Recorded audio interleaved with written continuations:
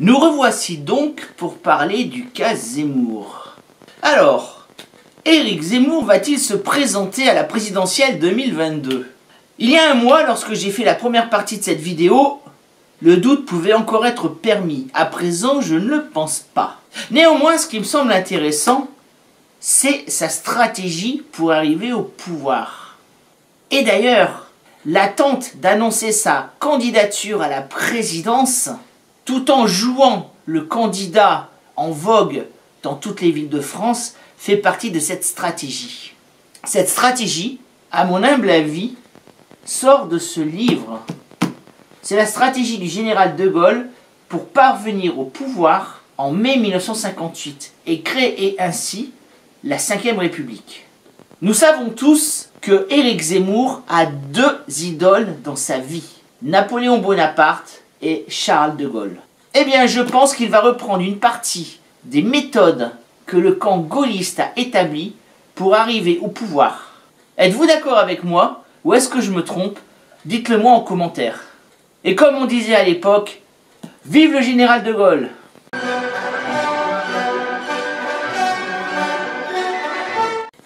Salutations compagnons et compagnonnettes, je suis Balian Taillefer, historien et forgeron à 16 heures, ou le contraire. Quoi qu'il en soit, j'espère que vous allez bien et que cette période un peu compliquée que nous traversons n'a pas trop altéré votre joie de vivre. En parlant de joie de vivre, si vous voulez améliorer la mienne, n'hésitez pas à vous abonner et à diffuser cette vidéo à tous vos amis. Sachez-le, l'essor de la chaîne ne dépend que de vous. Alors comme d'habitude, j'aime bien faire des ponts entre différentes époques. Saisir le contexte d'une époque et le rapporter à une autre époque. Aujourd'hui, je vais donc vous conter les débuts de la Ve République et la méthode du général de Gaulle pour parvenir au pouvoir sans passer par la voie des urnes. Dans ce très bon bouquin écrit par Christophe Nick, on parle du coup d'État démocratique. Alors qu'est-ce que c'est que le coup d'État démocratique? Eh bien c'est très simple, prenons la définition qui est établie dans ce bouquin. Est-il possible dans une démocratie d'arriver au pouvoir autrement que par des élections? Question a priori absurde. Nous sommes en France, habitués depuis des générations au rythme plus ou moins régulier des élections. Néanmoins, le concepteur de la Constitution de la Ve République, Michel Debré, nous explique que la démocratie repose sur la légalité et la légitimité. Légalité et légitimité. Un pouvoir peut être légal tout en n'étant plus légitime. C'est-à-dire que le peuple lui a retiré sa confiance. C'est ce que nous pouvons voir dans des périodes bien précises de l'histoire où un gouvernement traverse de graves difficultés intérieures ou extérieures et qu'il est incapable d'en venir à bout. Dans ces conditions, le peuple, ou une grande partie du peuple, retire à son gouvernement sa confiance. Autrement dit, le gouvernement reste légal parce que parvenu au pouvoir par la voie des urnes, par la voie de la démocratie, mais il n'est plus légitime. C'est exactement ce qui s'est passé en 1958, avec la 4e République. Mais avant d'en arriver là, il faut revenir au départ. Le général de Gaulle a donc libéré la France. De façon plus précise, par son acte de rébellion politique et militaire, il est devenu un hors-la-loi aux yeux de l'État français, c'est-à-dire le gouvernement du maréchal Pétain. Gouvernement qui avait d'ailleurs été appelé par un vote de la dernière chambre des députés de la 3e République. En ce sens, au début, ce gouvernement pouvait sembler légal, bien qu'il n'était pas légitime. Le général de Gaulle a donc organisé la résistance au Troisième Reich et au gouvernement du maréchal Pétain. Le général de Gaulle, de Londres, a réussi à unifier tous les mouvements de résistance intérieurs à la France. Il a réorganisé l'armée française, que l'on a appelée l'armée de la France libre, qui s'est par exemple illustrée lors des combats de Bir Hakeim, mais surtout, il a organisé à Londres son administration pour le renouveau de la France. Juin 1944, les Alliés débarquent et de fil en aiguille, Paris est libéré en août 1944. Le général de Gaulle a très vite débarqué en Normandie, dans les secteurs canadiens. Il ne voulait débarquer ni du côté américain parce que Roosevelt le haïssait, et il ne voulait pas non plus débarquer dans le secteur anglais parce qu'il était en grave conflit avec le Premier ministre Winston Churchill. Le voilà donc à Bayeux qui fait son discours. Le général de Gaulle va prendre de vitesse les autorités américaines. En effet, ce que peu de gens savent, c'est que les Américains voulaient maintenir la France dans une tutelle administrative, juridique et militaire. C'est ce qu'on appelle l'AMGOT. J'en reparlerai dans une autre vidéo. L'AMGOT est un système qui permet donc à l'armée américaine de gérer la France et d'installer sa propre monnaie, une monnaie de singe.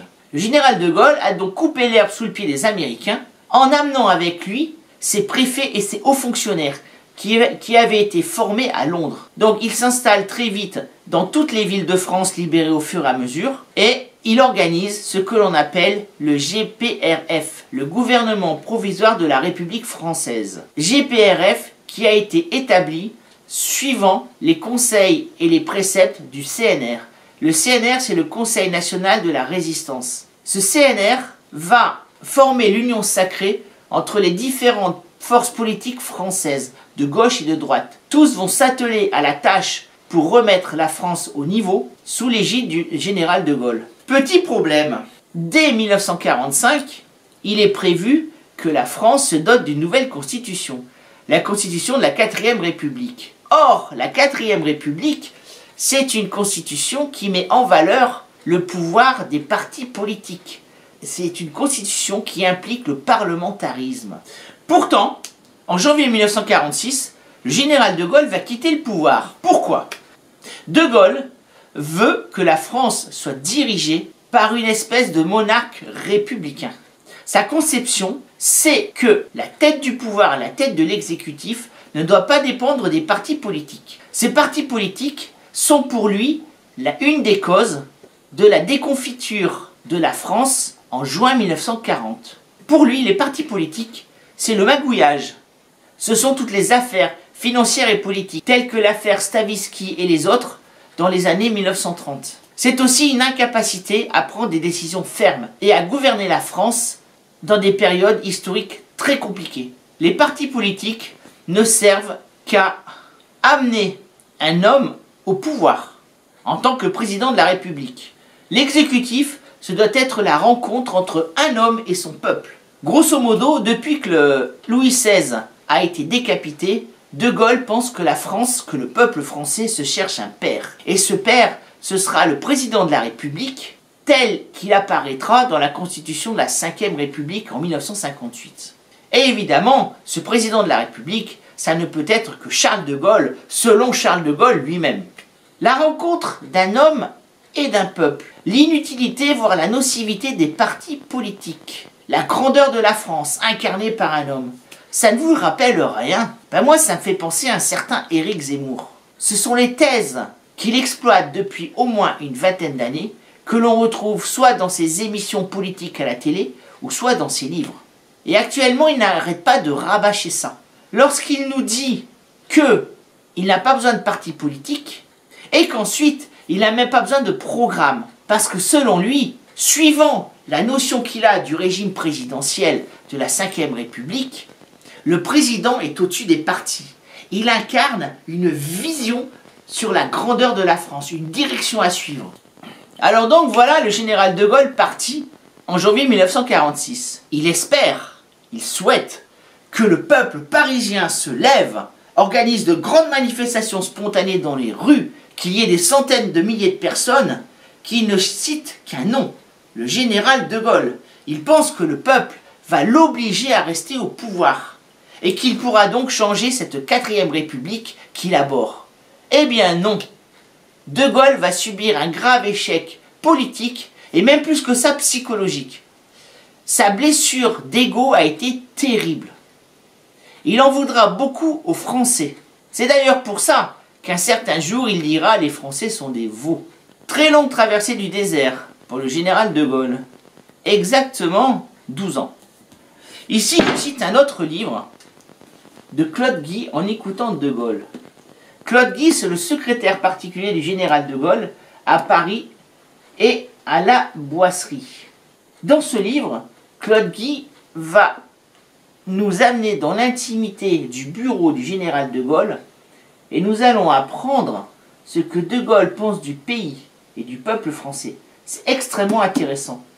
Si vous vous intéressez au général de Gaulle et à cette époque de l'après-guerre, un livre vraiment fondamental. On y discerne les pensées intimes du général. Alors voilà donc de Gaulle qui se morfond dans son désert politique. Mais selon lui, la France a besoin de lui. La France ne peut vivre sans le général de Gaulle. Il doit absolument revenir au pouvoir. Oui, mais comment? Alors, en 1947, il décide de fonder le RPF, le parti qui doit soutenir ses prétentions au pouvoir. Malheureusement, la voie des urnes va se révéler rapidement décevante. Le général comprend qu'il ne peut reprendre le pouvoir en passant par les institutions de la 4ème République. Alors que faire? À un moment, et donc Claude Guy nous le dit dans ce livre, de Gaulle pense à un putsch militaire. Il pense s'appuyer sur une partie de l'armée pour revenir au pouvoir par la voie des armes. Seulement le problème, il le sait très bien, il le dit lui-même, c'est que il peut certes être soutenu par une partie de l'armée, investir Paris et s'installer au palais de l'Élysée. Oui, mais pour combien de temps? 1 mois, 2 mois, 3 mois? Il n'aura aucune légitimité et le peuple français ne le suivra pas. Souvenez-vous bien de notre devise, liberté, égalité, fraternité. Le peuple français n'a jamais eu de véritable dictateur. Le fascisme n'est pas passé en France dans les années 30, alors qu'il est passé en Allemagne, en Italie, en Bulgarie, en Roumanie, en Hongrie, en Espagne, au Portugal. La France n'aime pas les pouvoirs autoritaires. Les Français, certes, veulent une espèce de père, un homme qui est au-dessus des partis. C'est leur président de la République, mais ils haïssent les dictateurs. Et donc De Gaulle comprend bien que s'il prend le pouvoir par les armes, il n'aura pas le soutien du peuple. Alors que faire? Le défi semble irréalisable. Et pourtant, un jour d'avril 1954, les gaullistes vont avoir la réponse à leur problème. Ce jour, c'est le 3 avril 1954. On se bat en Indochine. Il y a la guerre depuis 1946. Une guerre terrible. Parce que l'armée française a devant elle le Viet Minh. Le Viet Minh, ce sont les partisans communistes du général Giap et de Ho Chi Minh.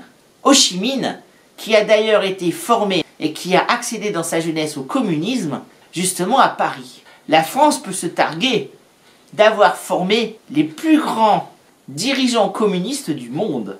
Je ne sais pas si on doit s'en réjouir ou pas. C'est ainsi. En tout cas, l'armée française, en Indochine, ne comprend que des soldats professionnels, des soldats d'active. Il ne sera jamais envoyé de contingent d'appelés en Indochine. Mais les gouvernements de la 4ème République veulent maintenir l'Indochine dans le giron de l'Empire français.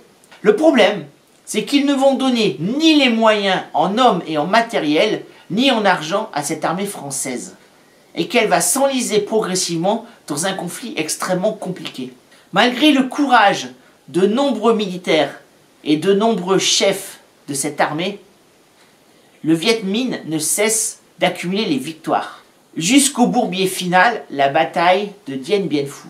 Alors Dien Bien Phu, c'est un camp retranché dans une cuvette au fin fond de l'Indochine.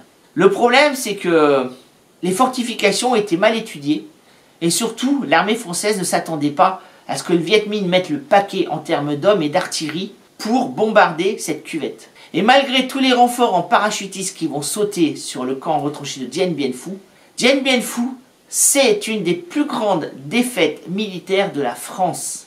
Alors, que s'est-il donc passé ce 3 avril 1954? Il y a une cérémonie militaire d'honneur aux morts qui se fait sur la tombe du soldat inconnu sous l'Arc de Triomphe. Cette cérémonie est organisée par la CUF. La CUF, c'est une association d'anciens combattants, mais quand je dis anciens combattants, il faut penser qu'il y a des gars qui ont une trentaine, voire une quarantaine d'années, et qui sortent juste de l'Indochine. Donc des soldats en pleine possession de leurs moyens. Donc des anciens combattants et des soldats d'active. Cette association est dirigée par le colonel Mirambeau. Ce colonel dirige également le 2e groupement blindé qui doit défendre Paris. Ce groupement blindé, c'est un gros régiment de 2000 hommes avec 60 chars de combat et tout ce qu'il faut pour mener une guerre. À ce moment-là, l'armée est directement en conflit larvé avec son gouvernement. Le gouvernement, il est mené par le président du Conseil. C'est l'équivalent de notre Premier ministre aujourd'hui. Ce président du Conseil s'appelle Laniel. Il a son ministre de la Défense qui s'appelle Pleven. Or, il y a un plan Pleven. Un plan qui doit créer la CED, c'est-à-dire l'armée européenne. Et l'armée française n'en veut pas de cette armée européenne. Elle veut rester indépendante. Et d'autre part, l'armée française critique beaucoup le gouvernement par rapport au manque de moyens qui ne sont pas envoyés en Indochine. Donc il y a là tous les ferments pour une insurrection ce jour-là. Et justement, le colonel Mirambeau, avec d'autres personnes, va organiser un complot. Les anciens combattants, qui sont environ 2000, doivent être rejoints par une milice fasciste qui s'appelle le mouvement Jeune Europe. Laniel et Pleven arrivent. Ils seront houspillés, harcelés, menacés, quasi lynchés. Ils s'enfuiront en voiture. Malheureusement, la foule ne sera pas présente et le maréchal Alphonse Juin, qui devait prendre la conjuration en main, sera absent lui aussi. Le soir, tout le monde rentre chez soi. Pour faire accepter au peuple français et aux principales institutions françaises l'hypothèse qu'un homme providentiel puisse arriver au pouvoir pour sauver la France, il fallait un long travail de préparation psychologique et intellectuelle.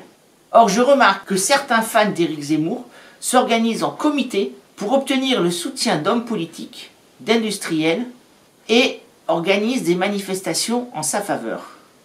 Et il faut bien avouer qu'il faudrait soit avoir vécu les 20 dernières années dans une cabane de berger sur le Larzac, ou alors dans une cave dans la Creuse menacée par l'humidité, pour ne pas connaître Zemmour et ses idées. Ces idées qu'il développe depuis plus de 20 ans dans les émissions politiques qu'il anime et dans les livres qu'il écrit. À ce niveau-là, tout le monde connaît les idées d'Éric Zemmour, qu'on les aime ou qu'on les déteste. J'avais dit dans la première partie de cette vidéo que Éric Zemmour avait eu comme ambition, il le dit lui-même, de préparer le terrain pour un homme providentiel qui devrait sauver la France, en appliquant un programme basé sur ses propres idées. Et comme il ne l'a pas trouvé, il s'est dit que c'était lui l'homme providentiel. Alors évidemment, le travail psychologique sur la population a été plutôt bien réussi.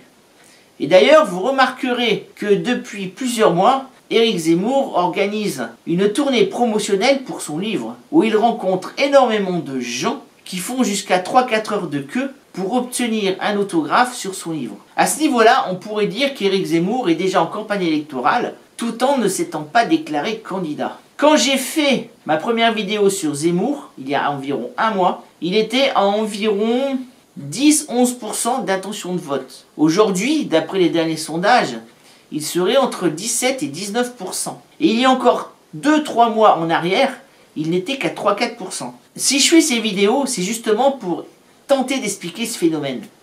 Parce que, de ma mémoire politique, je n'ai jamais observé un phénomène semblable dans toute la vie politique de la Ve République. Ça n'existe pas. Dans la prochaine vidéo, je vous décrirai donc la phase active de l'opération Résurrection et la stratégie adoptée par Zemmour qui calque en partie celle du général de Gaulle.